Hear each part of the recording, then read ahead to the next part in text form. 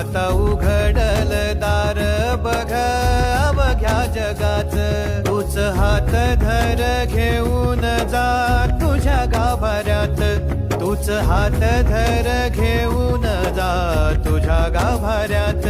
जवा पुन्हा एक वार रूप दिसल सुरेख, जवा पुन्हा एक वार रूप दिसल सुरेख, तुझ्या पायावर माझ्या सवांचा अभिषेक.